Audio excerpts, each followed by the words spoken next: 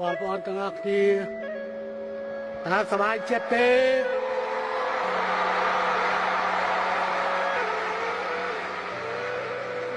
តើនេះជាសមិទ្ធផលរួមរបស់ប្រជាជនកម្ពុជាមែនទេ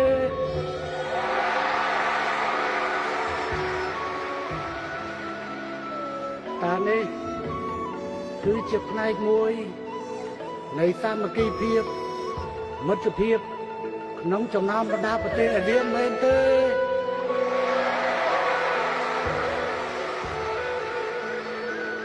តើយើងចាំចាត់តាំងព្រឹត្តិការណ៍ SEA Games នៅឆ្នាំ2043 20ឆ្នាំខាងមុខ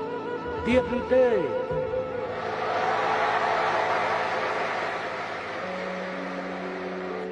ថ្ងៃនេះ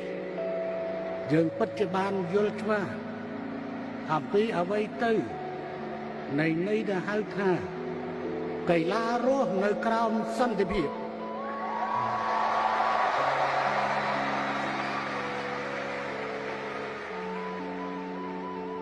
បើចង់បានការរៀបចំនៅពិធីបែបនេះតទៅទៀតចាំបាច់ណាស់ត្រូវរួមជាមួយរាជរដ្ឋាភិបាលការពារសន្តិភាពឲ្យខាងតែបាន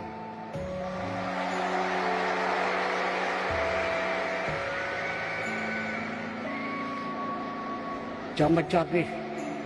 ក្នុងព្រះបរមនាមព្រះមហាក្សត្រនៃរាជាណាចក្រកម្ពុជាក្នុងនាមរាជរដ្ឋាភិបាលនិងក្នុងនាមខ្លួនខ្ញុំផ្ទាល់ខ្ញុំសូមប្រកាសបិទព្រឹត្តិការណ៍ប្រកួតកីឡាអាស៊ីអាគ្នេយ៍ SEA Games លើកទី32ឆ្នាំ2023ចាប់ពីពេលនេះតទៅសូមអរគុណ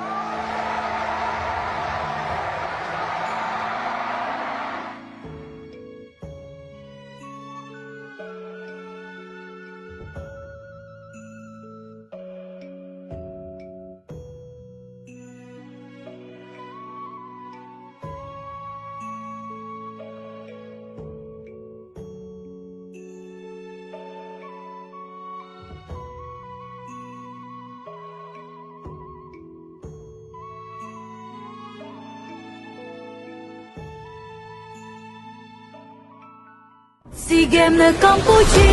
កិត្តិយសដល់ជាតិប្រជាព្រឹត្តិការណ៍ដ៏ធំហេតុ